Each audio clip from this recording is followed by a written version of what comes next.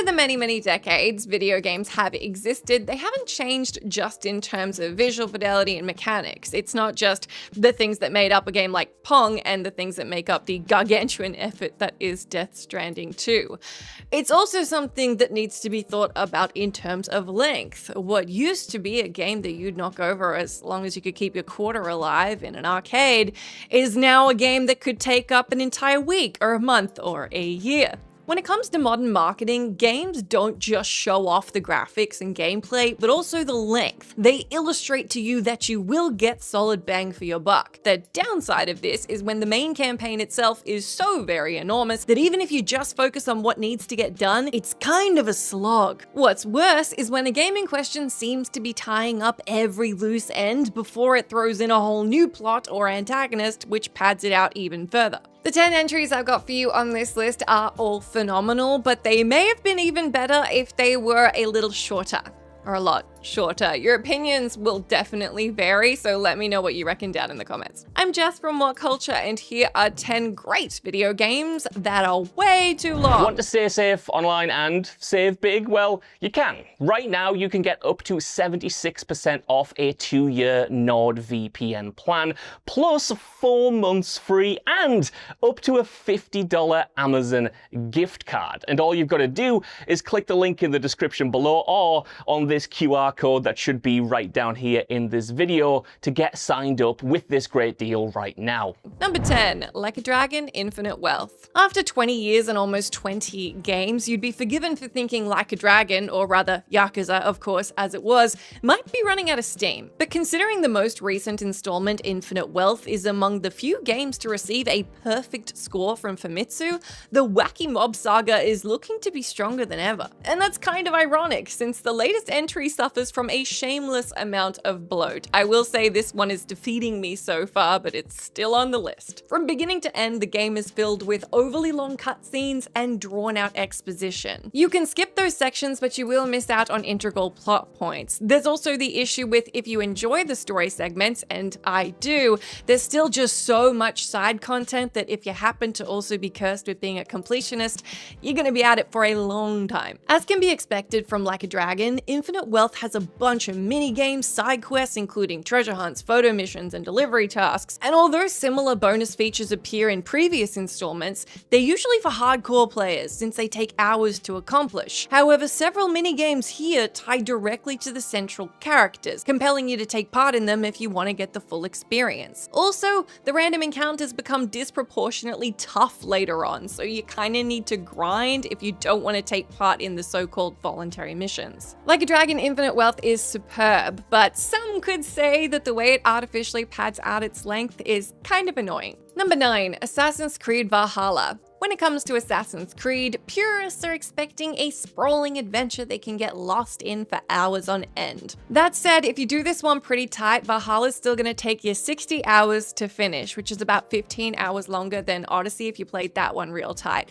I don't know what that's like. I did actually manage to finish Valhalla, but it took me so very many sittings and I think a couple hundred hours. So this one's gonna eat up your life if you want to hit the end credits. Of course, that's not a problem if all the content feels fresh and diverse. Unfortunately, many of the chapters follow the same structure. Our Viking hero arrives in a new land, befriends the locals, uncovers a plot, and resolves it before moving on. While forming alliances, it sometimes feels like you're filling out a checklist rather than taking part in a viscerally emotional story. It is worth mentioning that this repetition wouldn't be so noticeable if Valhalla wasn't the 12th main entry in the series. Since AC veterans have infiltrated camps, parkoured up buildings, and tagged enemies countless times before, it's odd how Ubisoft thought to pack this installment with more of the same content than ever. While people definitely want bang for their buck and an abundance of material isn't in essence a bad thing, there's an argument that they went a little too far with Valhalla. Number 8, The Legend of Zelda Wind Waker. It's odd how Wind Waker is considered too long, considering it is among the shortest Legend of Zelda games. But even Zelda lovers can't deny deny that there are certainly points where Wind Waker drags, especially during the Triforce quest. To obtain the Triforce piece, Link needs to collect 8 Triforce charts scattered across the Great Sea, and then have them deciphered by Tingle for a hefty fee. After they're decoded, Link needs to sail to 8 separate locations to dig up the Triforce shards. The mission feels tedious because it forces you to grind for rupees and repeatedly sail across the entire ocean. Speaking of sailing, there is so very much sailing, and yes, the cel-shaded waves do look beautiful,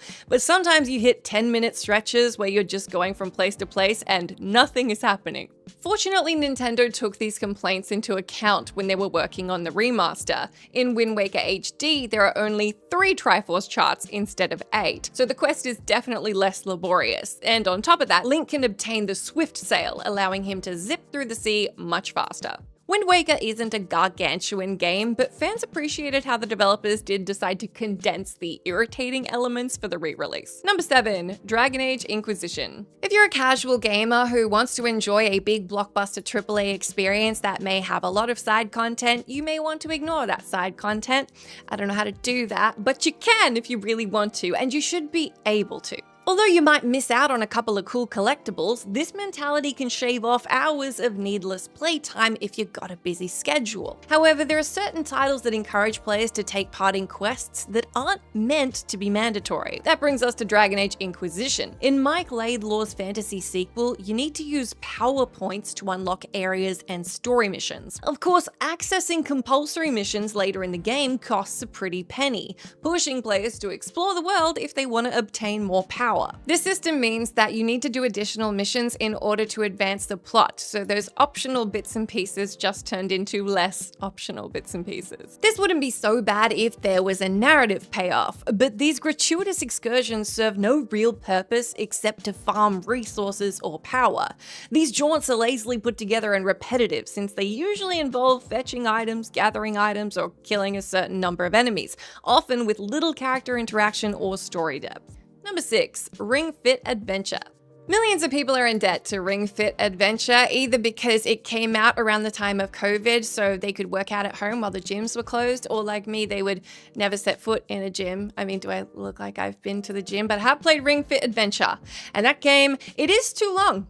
It's too long. I said it. Let me know what you think in the comment. The exogame offered a variety of physical activities and incorporated them into the story seamlessly. Also, the motion sensors were pretty much perfect, which made the gameplay accessible and fun. And when they weren't, it made Jessica break a controller. That said, there are times where it's hard not to hate the game. Ring Fit Adventure contains a whopping 23 worlds and over 100 levels. That is not including the New Game Plus or New Game Plus Plus. On numerous occasions, you get stonewalled in mid-level until you backtrack to another area and achieve a specific objective. Also, nearly every world has the same boss, and although his combat style changes a little bit, it's just not enough variety to keep this engaging. And as I'm saying this, I understand I'm complaining about exercising, but it is a game, so qualifies for the list. Most importantly, Ring Fit Adventure isn't a game you can power through. You'll work up such a sweat you'll be incentivized to call it quits after an hour at the longest,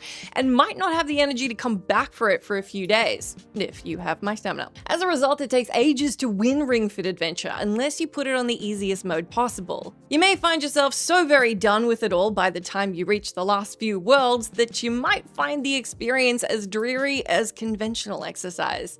Bummer. Number 5. Divinity Original Sin 2. Though Divinity Original Sin was a huge success and everybody loved Baldur's Gate 3, I would argue that Divinity Original Sin 2 is really where Larian shines. The crowdfunded project won players over with its complex but flexible battle system, fleshed out backstories, and rich storytelling.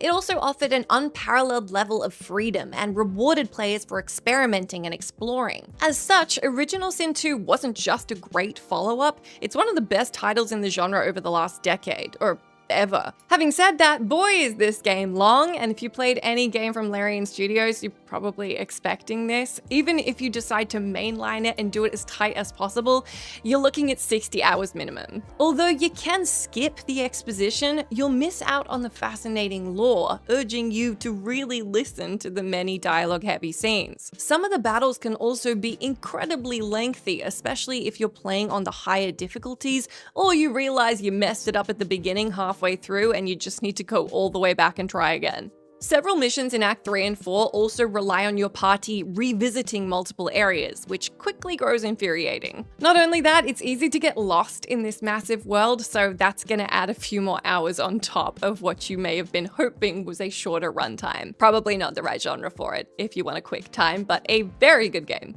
Number 4, Xenoblade Chronicles 2.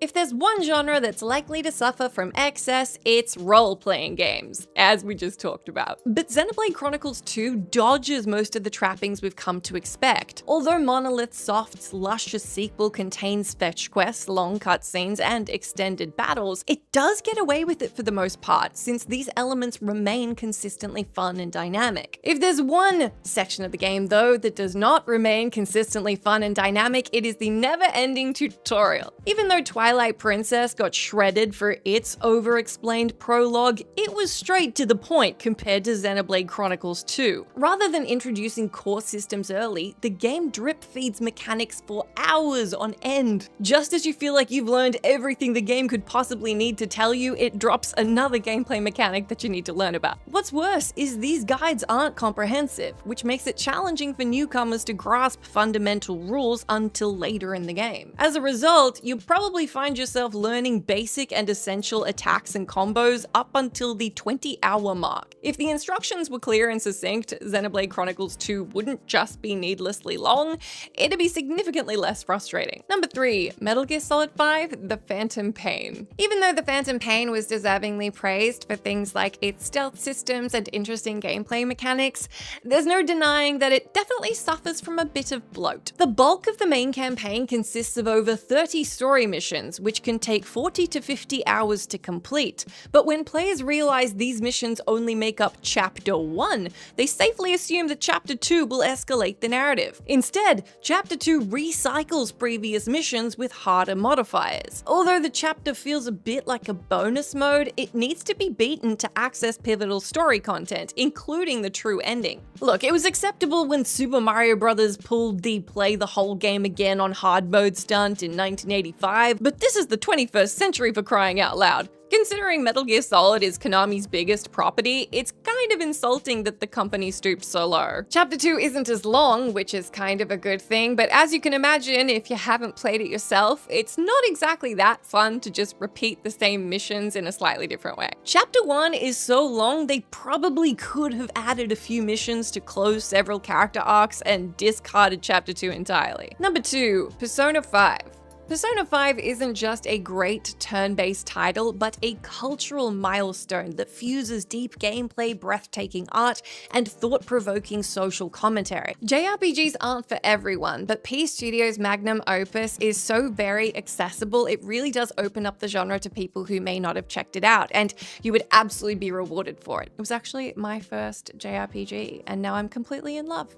That said, finishing the game is a different story altogether. Rather than taking 25 to 40 hours to complete like the average RPG, Persona 5's main campaign clocks in at 100+ hours. If you skip cutscenes, ignore side quests, and zoom through the avalanche of dialogue, you'll still be playing this thing for like 80 hours. You may find the dungeon crawling eventually grow tiresome, which will encourage you to focus on the life sim sections. Though an argument could be made, and I have to say that because I don't agree with this, but it does fall into an inevitable rhythm, according to the dear writer of this list, who is not me, which can make it feel kind of repetitive and like you're just doing it to boost stats and not to form relationships.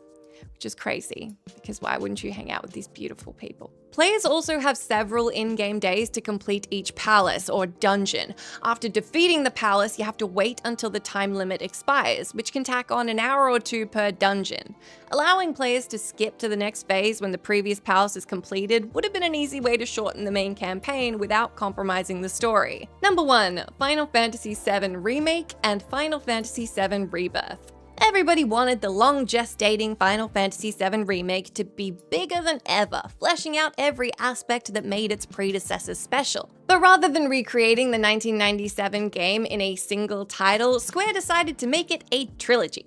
Although players initially assumed the 2020 reboot would serve as a modern recreation of the original, Final Fantasy VII Remake only retells the first third of the original game. To be fair, some Final Fantasy purists were ecstatic at the prospect of re-experiencing the masterpiece in not one but 3 titles, with tons of added subplots, deeper relationships, and expanded lore. But at the same time, it was cheeky for Square to ask players to pay triple the price for a reiteration of a PS1 game. The worst part, and even some fans have come out to say this, is that Rebirth and Remake are clearly packed with so much additional content that's not really adding much except for bloat.